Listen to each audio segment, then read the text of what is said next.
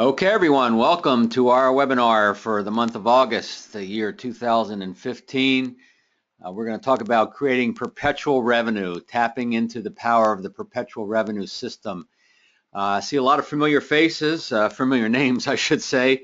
My buddy Gene is on, and Margie, and Bruce Davison, and probably got a crew in there. And Dean was at our last boot camp. Jared, Larry, Joe, Steve, Chris, a lot of folks that I'm recognizing. Tom, thanks for joining us. Gosh, I hope you are ready to take lots of notes. I hope you have a pen and paper ready, because you know that I do like to give a lot of content.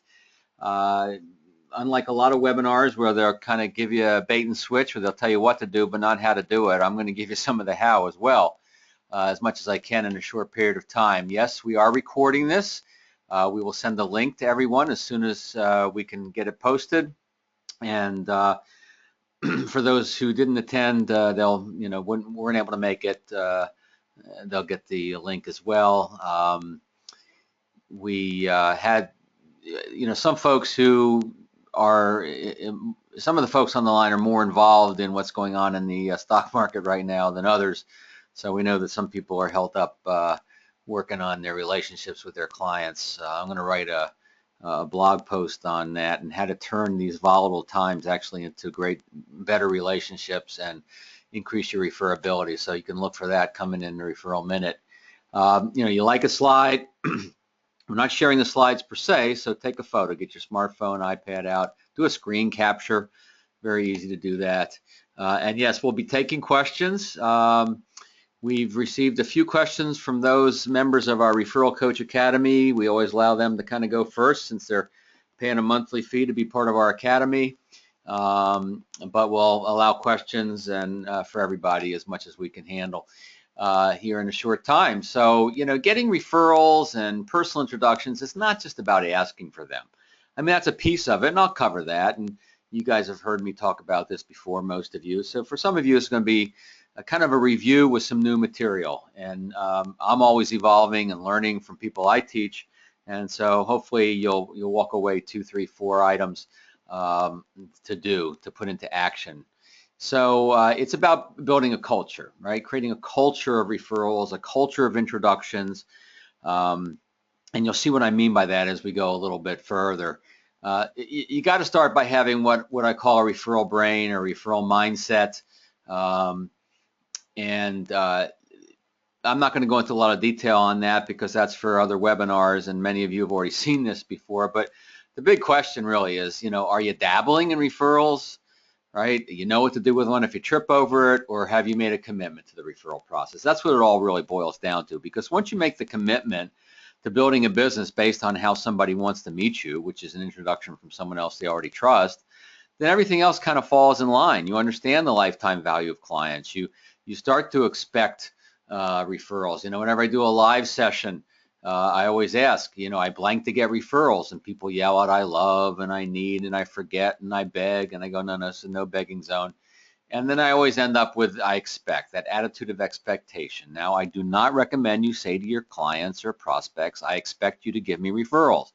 That's an old school, pretty pushy way to do this, and I don't recommend that at all. But it's an attitude of confident awareness, right? We're confident in the work we do. We know we bring value to our clients and their families and businesses, and then we become aware. We're committed to this process, so we become aware of the opportunities. We see ourselves as a connector. We're trying to get connected. We're trying to be connected. We're trying to connect others. It's all in the giving and the receiving of the connections, right? So that's the essence of the referral brain. So I have a new mantra for you. Some of you are already using this. I've talked to you. Every time you wake up in the morning, you just say to yourself, who am I going to be introduced to today? Managers online with your troops in a room. Every time they walk into the office in the morning, say, all right, who are you going to get, who are you going to be introduced to today? As they leave, who did you get introduced to today? If they had an evening appointment, see them the next morning. Hey, who'd you get introduced to last night? It's just about top of mind awareness. It's making the commitment and finding a way to make sure you don't forget about it. It's really as simple as that. It's not rocket science. So I want to introduce you to what I've been calling the Perpetual Revenue System. It's gone through a few iterations over the years, but I've simplified it as much as I possibly can, so it's very easy to understand, very easy to remember. And there are three basic elements. Do these three things on a regular basis, and you will indeed have perpetual revenue, perpetual clients. It's really as simple as that. So the agenda for today is client engagement, and you'll see why that's so important. Then we're going to talk about leverage, right? Promoting referrals, asking for referrals. And then before we get to connection, we're going to have a little bit of 2-3 minute commercial break, because that's how we can do this for free, by letting you know about one of our tools. So we'll do that, and I hope you stay with me. And then we'll get into how you make better connections with these folks, because if you don't get connected, it doesn't really matter. Then the neat thing is once you get connected and you create that engagement with the new connection, then it all starts over again. And since clients can give us more than one referral over a period of time, quite often our business can grow exponentially, tapping into these three basic elements. You'll see on the bottom of the slide, let me go back, it says double your income with referrals. This isn't just promotional language that I put on a slide. So for instance, Achilles Laria, he says, first time after learning the Kate's referral process, I doubled my revenue. Following year, it increased another 40%. Robin Wolf, been in this business for over 24 years. Her practice has been energized by the things that we teach, because now she says, I finally have a way to do this. It doesn't feel pushy. It fits me. It's natural. Clients enjoy it, et cetera, et cetera. So maybe you've seen this before, but it's always worth repeating, and that is who gives referrals. And we're going to look at the blue line there where it says satisfied clients. As you might imagine, satisfied clients are very loyal, but there's a very low correlation between client satisfaction and the actual giving of referrals or creating introductions. When I first saw that, I was actually a little surprised, because we talk so much about loyalty and satisfaction, but we found is what you really need is engaged clients. Right? Engaged, that's why we call this the first stage, is client engagement. 100% loyalty, as you might imagine, and 98% of these folks actually gave referrals, one or more in the preceding 12 months. So who gives referrals? It's engaged clients. So you're going to see in a second how everything we do is geared towards creating this sense of engagement. Now, what do I mean by engagement? Well, there's two pieces to it. First of all, your prospect or client understands your value proposition. They feel engaged in your value. Now, that can happen often very quickly, can they not? You ask a good question, a thought-provoking question, you teach them something that they didn't know, and boom, they get connected to the value. And of course, your prospect or client has to feel good about you, right? They have to like you, trust you. They don't have to love you, but certainly like you and trust you. Now, think about it. If a prospect sees your value, but they don't yet like you or trust you, are they going to give you referrals or introduce you to folks? Probably not. If they see your value and don't like you, are they going to introduce you? No. So you need to have both of these things going at the same time. So every new relationship and every current existing relationship, we're always working on these two levels at the same time. So let's talk about client engagement, the first part of the perpetual revenue system. A lot of different things to do here. I'll give you as much as I can in a short period of time.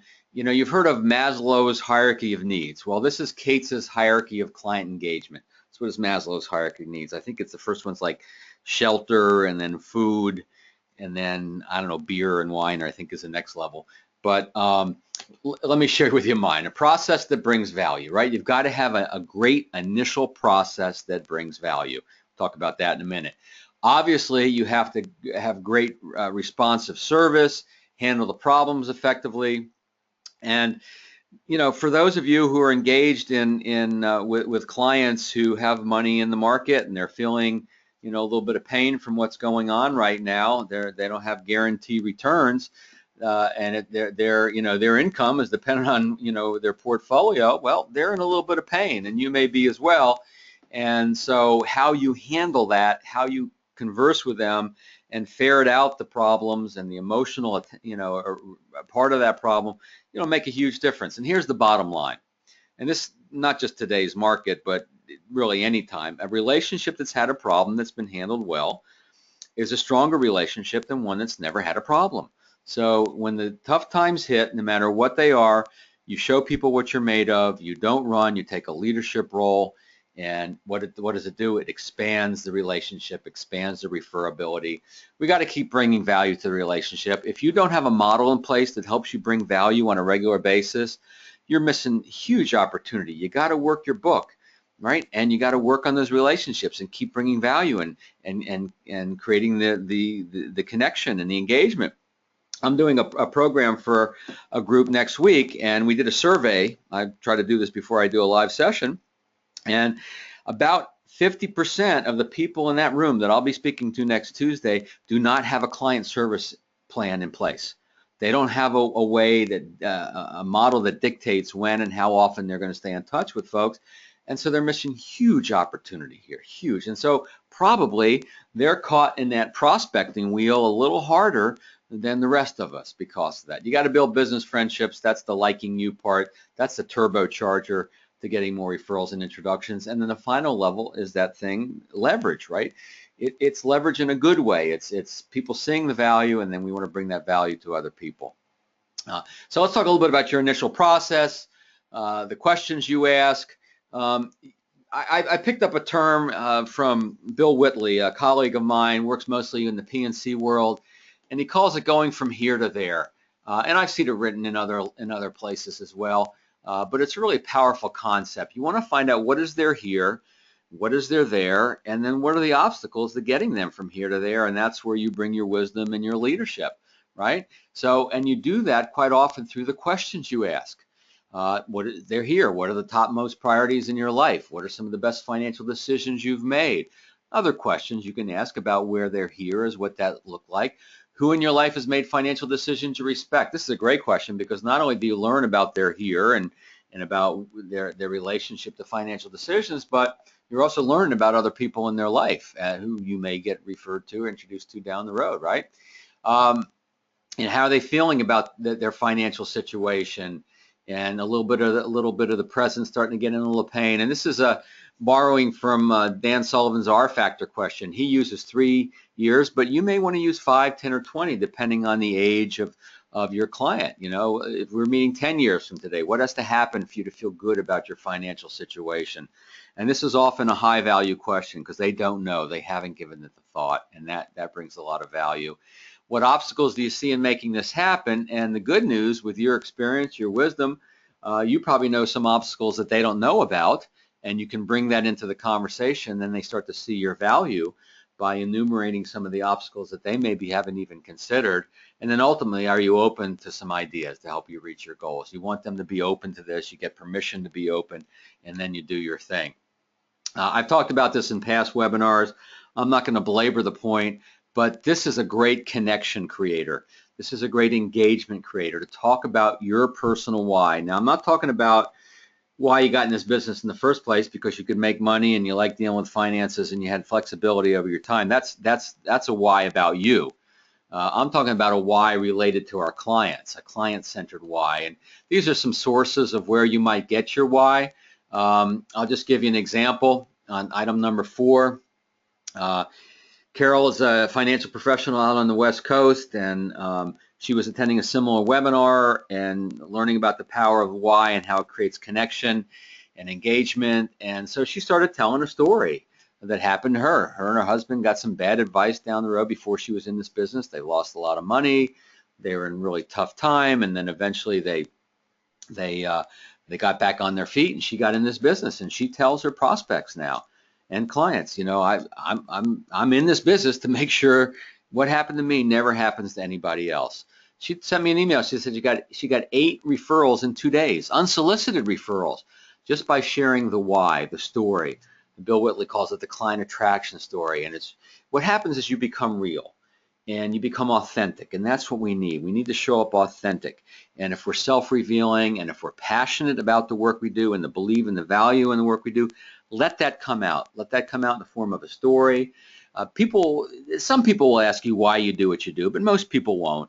So it's something usually you want to insert. So you may be talking about how you do something, you know, here's how we'll stay in touch. And by the way, let me tell you why I do what I do. And then you lay it on them. And it's a very powerful thing to do. Make sure you do tell them how you're going to stay in touch. Let them know about your client service model, because what we found is when you talk about this, about what it's going to look like. You know, we'll meet once a year or twice a year, and we got this newsletter, and we're going to break bread near your birthday, and we got this golf tournament, and blah, blah, blah, whatever yours is. What happens is they feel a sense of engagement with you before you even really create the formalized relationship. I would do this with prospects. I would not wait for someone to become a client to lay this out. I would do this in the first meeting. You know, should we work together? Let me give you a sense of what it'll look like. And we had a guy, oh, Sam was his name, from the West Coast, actually, was at our last referral training camp. And he had sent me an email before the training camp even started that he started doing this, talking about, you know, what it's going to look like. And he started getting referrals without even asking for them because people, what, felt engaged. Who gives referrals? Engaged prospects, engaged clients.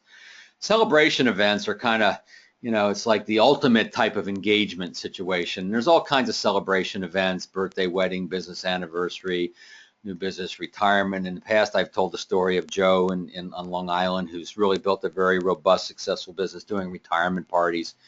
I recommend you start small. A birthday, someone's got their 50th birthday coming up. You say, hey, George, you know, your 50th's coming up.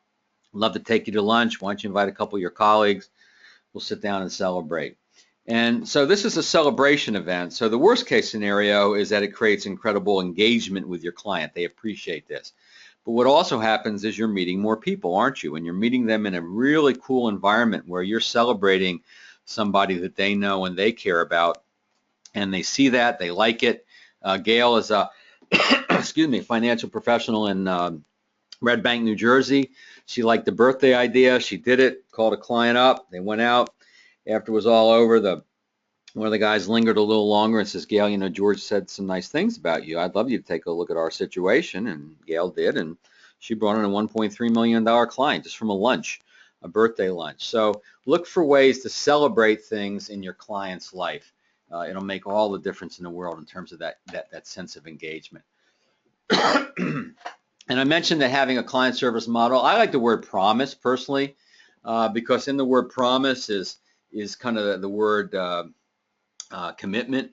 And so let me tell you about our client service promise. You know, have one, use it, and talk about it, because this is what can distinguish you in the marketplace. This is one of the things that can make you look a little different, because most folks don't have a client service model. The ones who do, most of them don't use it. So you really do stand out even before you work with your clients just by talking about it. And this creates that sense of engagement. Ann McCollum, you know, she said the very first time she used the value discussion, client volunteered a referral that led to a $1.3 million client. So let's talk about, we'll talk about the value discussion in a minute. Very powerful thing to do. All right, so now let's talk about leverage. We talked about engagement, now let's talk about leverage. Two different ways to leverage. Be proactive. One is promoting referrals, planting referral seeds. A lot of things I've taught over the years on this. Just a reminder for most of you here, don't keep me a secret, right? Simple little thing, goes into their unconscious, later on produces referrals. Many, many folks have told me over the years that it's created referrals right on the spot. Some people said, I don't like that phrase. I couldn't say that. It sounds tacky to me. Okay, don't use it, right? That's why we have a lot of different ways to do this.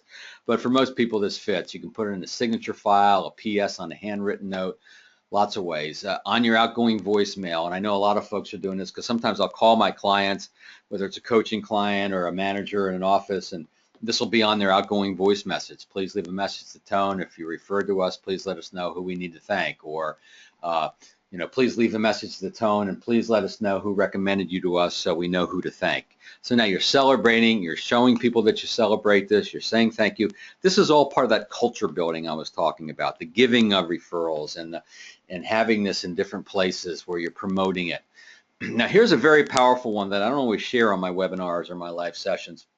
So this is, if you have a good initial robust process where you're really doing some good education and asking some good questions and getting people thinking, this is a great one to use. And you may say something like this, you know, Gene, as we start this process, let me alert you to something that quite often happens. Many folks start to think of other people in their life, and they wonder, you know, are my kids old enough to do this, or should my brother and sister-in-law do this, or, you know, that it's a pretty natural thing that happens. So if it does, just let me know. We'll finish up with you first, obviously, but we'll see if it makes sense for you to introduce me to them, see if I can be a resource for them as well. So we're not hitting them over the head with it. We're just shining some light on something we know is true. It happens. And by shining some light on it, this will create referrals, introductions without even asking for them. So it's a very powerful one to use. Now, a lot of people always say, or a lot of people say, Bill, how do I get referred up? People tend to refer lateral and down on the economic ladder. And so how do we get the types of folks we want? The millionaire and his wife from Gilligan's Island, right? They'd be great clients if they could ever get off the island. And we do this through education. We do this by educating our clients. That's that leverage part in the hierarchy, right? They see our value, they like us, and then we let them into our world a little bit. They've shared their vision, now we share our vision a little bit. And we talk to them a little bit about who our processes are geared towards, who we're trying to serve, who our processes, or who we do our best work for, right? We try to make it as client-centered as possible. But if you're not getting the right type of referrals, if you'd like to get referred up, one of the things you need to do is you need to educate them. They just don't know, right? I mean, it's difficult to go to someone and say, hey, Bob, as you know, I'm trying to serve more people through the work I do. And the truth is, I'd really like to work with people who are more successful than you. Kind of a hard thing to say, right?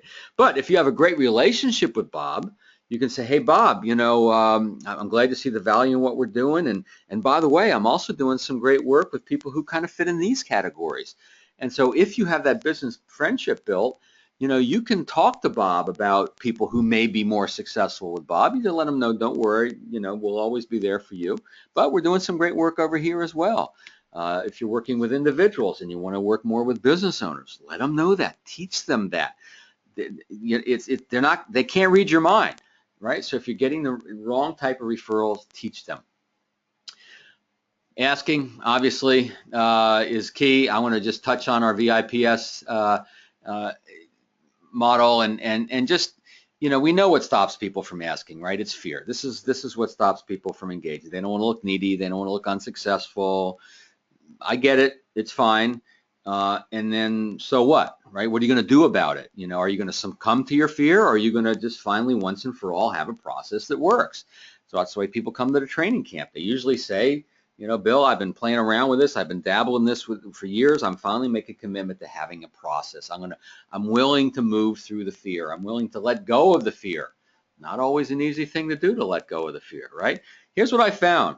When I'm working with financial professionals of all types, smart people, confident people, cocky, borderline arrogant, right? Some of them are downright arrogant. But when it comes to being proactive for referrals and introductions, they turn into a bowl of quivering jello. It just amazes me. And so when somebody says to me, Bill, I don't feel confident, I don't feel comfortable doing this, I go, that's fine, I understand. What are you going to do about it, right? Are you going to make a decision to let go of the fear and learn a process that works, right? So we know that the VIPS method works. Does it work with every client every time? No, of course not. Nothing does, but it does work. And so the key, the most important probably ingredient in this is the V, which is the value discussion, because this not only feels good for you when you're hearing good stuff, it also ferrets out problems, but it creates that sense of engagement. So when Julie Littlechild's study, she found that 40% of clients who provided a referral in the last 12 months said they were asked for a referral, right? So we know asking can work, but that 72% of the clients provided a referral were asked for feedback. Feedback is so important, and most businesses don't check in. You probably don't check in with your prospects, with your clients, every step along the way. How are we doing, right? What's working? Anything not working? Tell me more about the questions you have, etc. And just checking in with people. It'll reveal a problem. You'll nip it in the bud. By the way, if you're engaged, with this volatile market right now, if it's impacting your business, when you check in with your clients, check deeper and deeper. Go a couple of layers. If someone is concerned about this, say, yeah, anything else? Anything else?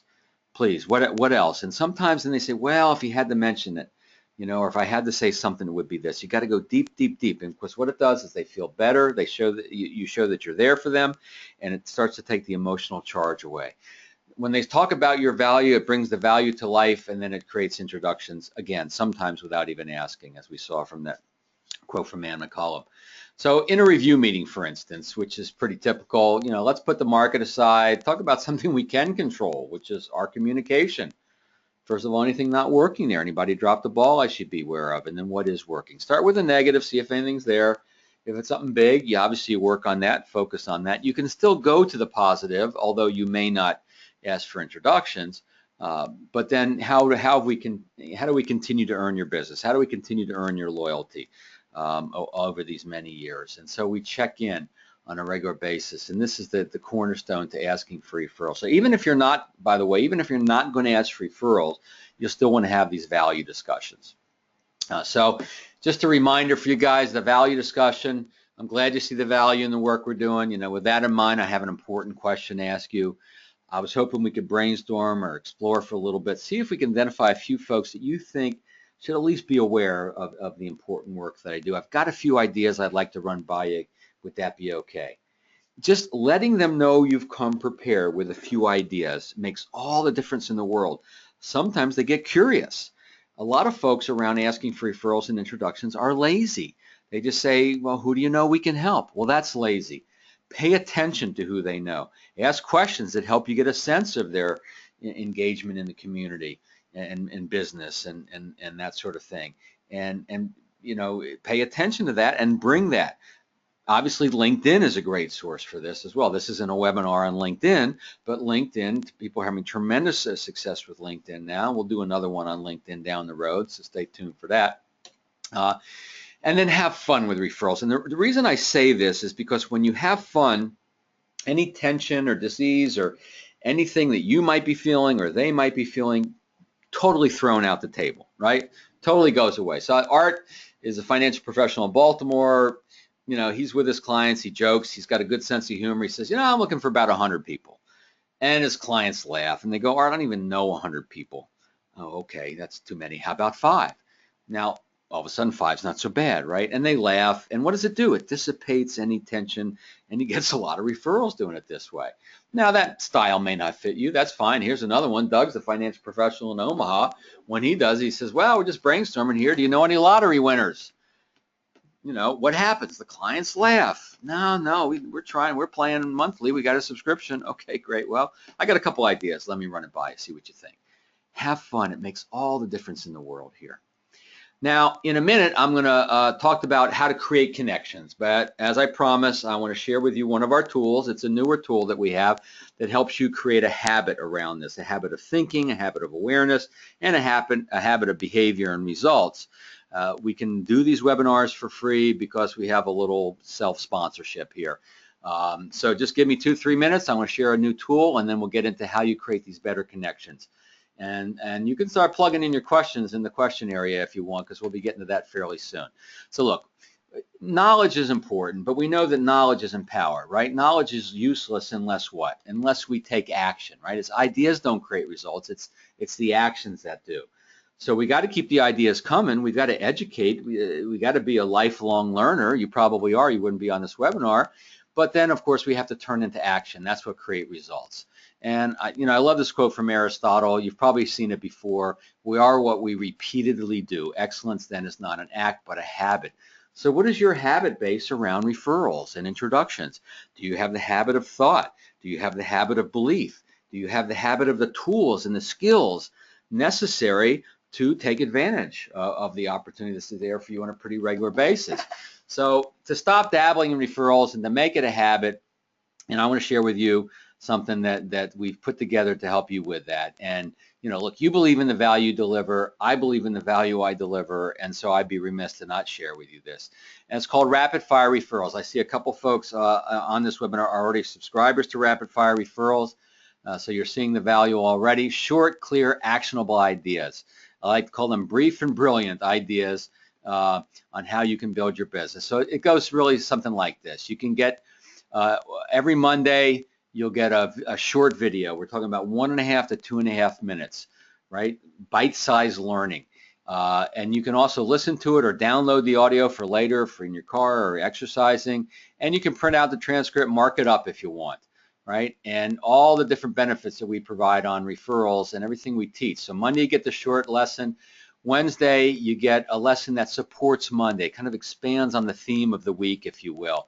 And so it's not too much, but it's just enough to keep this totally in your awareness. And with each lesson, you also get a fun bonus video, just to kind of the candy to get you in there to laugh. It's usually a 1 to 2 minute video, get you laughing. And coaching from me along the way, because you have access to me all along the way. And if it's not for you, obviously we'll give you your money back. But this is what we cover, right? We cover our full system of the mindset and being referable and centers of influence and being proactive and creating the introductions and setting the appointments and turning the prospect into a client. This is a client acquisition model. It's not just about referrals. It's the whole thing of keeping the courtship alive, maximizing events, et cetera, et cetera. And we bring this into habit. I always like to share this slide from Chris, and met him in Australia a few years ago. He's generated, well, this was in a few weeks, he had generated 31,000 of increased revenue. But what I liked, he says, the system is a cracker. Now, if you're in the South, in the U.S., in the South, that's got a different term, pejorative term. But in Australia, it just means it's really good. So we got a limited offer for those of you on the webinar. You get 2 opportunities here if you sign up today. First of all, you're going to save $20 on an already pretty affordable deal. You just got to use a promo code RFR20.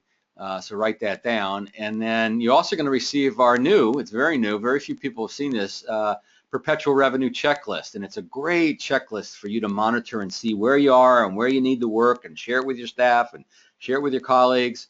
And the members of our Referral Coach Academy have already received this, but we're making it available to you as well if you sign up for this today. So just go to rapidfirereferrals.com. $97, but save 20 down to 77. So that's 74%, 74 cents a lesson. So less than $2 a day, less than $1 a week. I'm sorry, less than $1.50 a week. Doesn't your practice? Don't you deserve to be educated and to get confident on this, and for such a low investment? And then we stay together and we work together. And it's a full year's of curriculum, 104 videos, short bites, bite-sized learning. So it's not going to consume much time on your part. So it's quite the deal, if I may say. So we didn't lose anybody. Everybody's still on the call. Thank you for indulging in a little bit of commercial of how we can make this webinar available for you at no charge. And let's get into creating connections, right? Turning that referral into an introduction, into a connection, because referrals are worthless. They're really irrelevant if we don't get connected these days, right? So when the Food and Drug Administration is evaluating a drug for the market, they want to know 2 things. Is the drug safe and effective, right? And that's what we want to do for the introductions we're creating. Is it safe and effective, right? Bruce, let's talk about how you introduced me to your friend George. First of all, I want to make sure that it feels comfortable for you, for him. And second of all, obviously I'd like to pique his interest and have him willing to hear from me, and at least a short conversation. Can we talk about what that would look like, right? So we're just letting them know together we're going to work on something that feels safe and is effective at the same time. One of the questions that came up is, will you send the slides? No, I will not be sending out the slides. But I will be sending a recording, in which case you can take pictures of the slides, you can do screen captures and all that sort of stuff. All right, so the introduction is a collaboration. It's something we do together. This is where a lot of people fall down, where they have clients that are willing, they say they're willing to refer, they even talk about a couple of people, but then it breaks down. So what you got to do is you got to take a little bit of a leadership role in this and say, let's talk about how you introduced me to George, or, my guess is Laura would like to hear from you before she hears from me. Don't you think? Let's talk about what that looks like. And so obviously in person is best if it fits the situation, if it fits your business model. Create that, make that happen, make that your preferred way if it fits. Obviously email is very efficient, It's efficient for you, it's efficient for them, it's efficient for everybody. A lot of people like to have kind of a template, 1 or 2 templates of how they could be introduced. I just got introduced to someone Monday. He introduced me and he asked me to send him, what would I like him to say about me. So I created something very short, conversational. I said, tweak it all you need, and he tweaked it a little bit to make it fit him.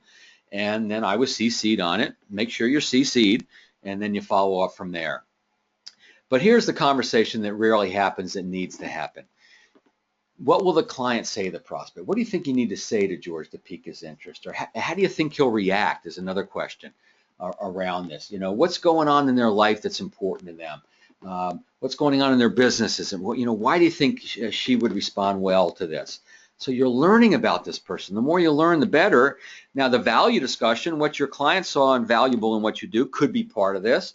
What's going on in their life that's important to them could be part of this. And then you craft an introduction that not only is going to be better, but you're going to have now a client or a referral source who's taking a vested interest in making this happen. They're taking a stake in getting you connected because you just formalized it a little bit. That's all you need to do. Just put some more attention on it than maybe what you're doing now, and you'll get better introductions. Always agree on a time frame, right? We've all fallen into that trap where, let me know what George says, and then you never know whether they actually talked or not. And then send a reminder in the form of a thank you, right? If I know that Grant's going to be talking to Dean on the weekend, I'm going to say, Grant, I'll call you on Monday. Great. On Friday, I send Grant an email that says, Grant, I appreciate the opportunity to see if I can be a resource for Dean. I'll call you, Monday as we agreed. Now it's a reminder in the form of a thank you, right? Look, your biggest referral ever is you just want, your bigger client ever is just one referral away. Other ways to get in touch, get introduced and get connected is event marketing. We've done webinars on event marketing. I like to call it social event marketing. We'll do more down the road, and then a lot of other tools as well. So now let's look at the questions to see if there's any questions coming in, and you can sign up for rapid fire referrals and save your $20 and get the checklist if you want. Here's a question from Steve, and Steve wants to know, asking for referrals in person, over the phone, or with a letter, what's best, what can work. So here's my hierarchy, Steve. First of all, in person is always best if you can make it happen. Your business model fits that way. Over the phone can work. The problem with doing it over the phone is, number one, you can't see body language, and number two, you don't always have the time. Sometimes you can ask for a very specific introduction on the phone to one person, because then you probably do have the time. And the better the relationship, the easier it is to do it over the phone when you have a friend, a business friend. I'm not a big fan of doing in writing, sending out referral letters to people. They don't usually do much.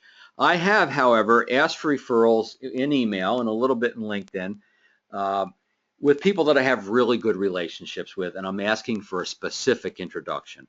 You don't want to send out an email and say, hey, who can you introduce me to, or who do you know? But if I know, Chris knows a guy named Larry, then I'm going to, say, Chris, how do you feel about introducing me to Larry? And he said, happy to do it. What do you want me to say? And then it's very easy to do, right? So that's one question. We just got a couple others in. Good info.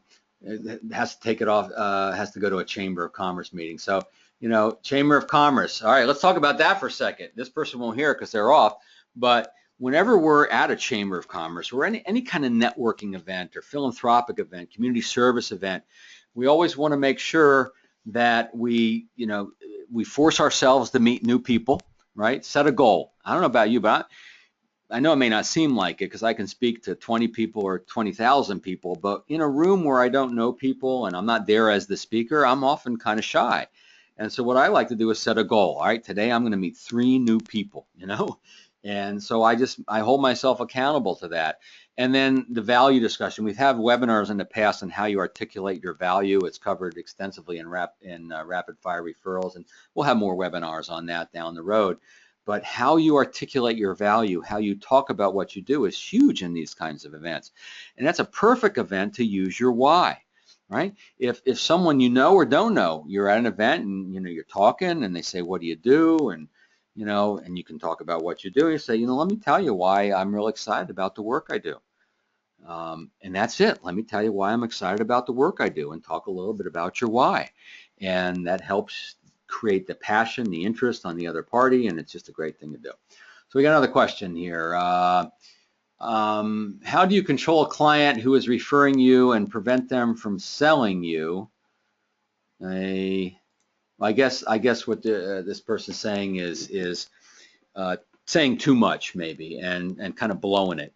If you run into this problem where you feel like they're, whatever the client's saying to their friend or family member or colleague isn't the right stuff, it's not turning into the next level, then you might want to go for the less is more approach. And I've been coaching Al Fox for 10 years. Al's got a huge business done through referrals. It's got like $600 million under management. He's a busy guy this week.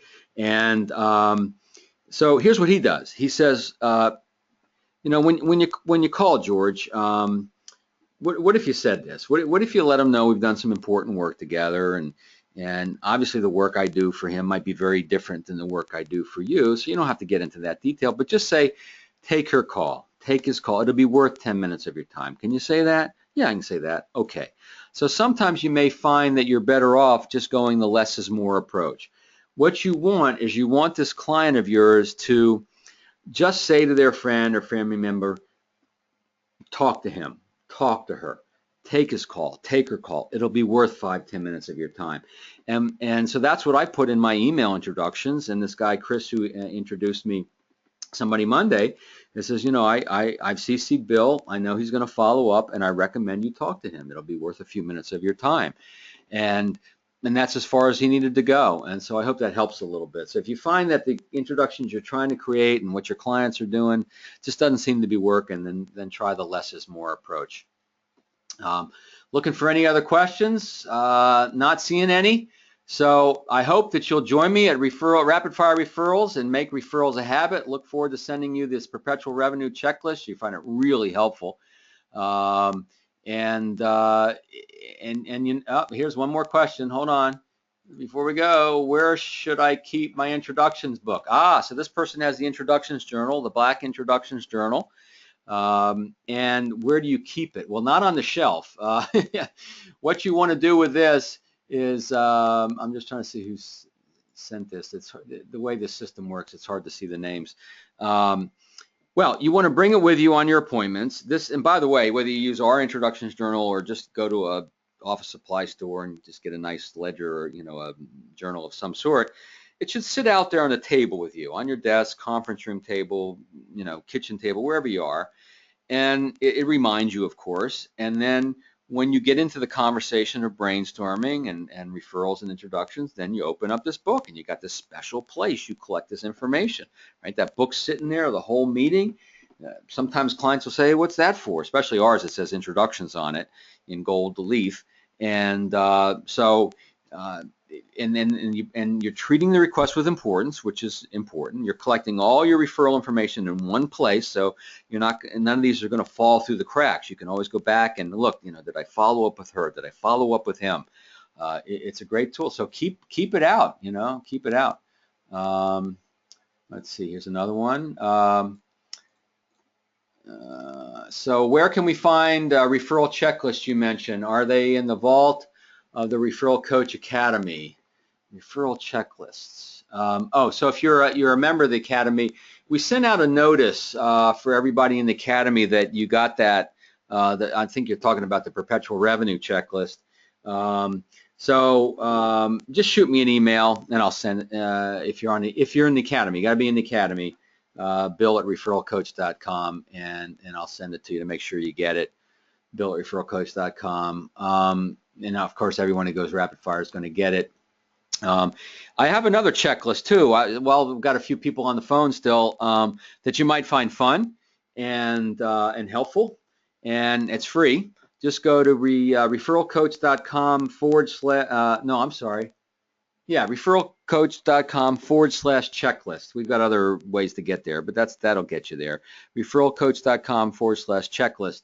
And it just kind of assesses your confidence level around this, and and you'll get a sense of where you stand with other people. And then the net result is you're going to have this checklist of activity that becomes part of your plan. So I hope I answered that question for you. Let's see, what systems will you be sharing at the upcoming boot camp, and can you customize it for long-term care? Well, you know, at our boot camp, the next one's going to be in March. We're looking at the final date. We'll have it set soon. So we had to reschedule the one we had originally had for September. We go through the whole thing. I mean, it's a day and a half immersion into our system of mindset, referability, being proactive, getting introduced, setting appointments, you know, quote unquote, making the sale, you know, converting the prospect to a client. Most of it's done at the boot camp, but we also have 3 follow-up coaching calls where we bring new material, and there's also a bonus that goes with it, which is our Referral Champions program. Can I customize it to long-term care? Absolutely. What we teach fits with long-term care, what I do is I always get a sense of who's at the boot camp. I send out a little questionnaire ahead of time, and I learn a little bit about the practice, the business, and the model, and the goals. And so I know who's in the room. And I make sure that as we go through it, that I address the needs that are in the room. And then there's a lot of interaction at the breaks and over the meals where we make sure all the questions get answered and everybody is able to fit it to their world. So, yeah, absolutely. Are the perpetual checklists in the self-study course? If you sign up for Rapid Referrals, you get the checklist, or if you're a member of the Referral Coach Academy, then you can get that checklist as well. And just send me an email, bill@referralcoach.com, make sure you get it. Hey Nasser, how are you? So where can we find the referral checklist mentioned? That I already answered that one, sorry.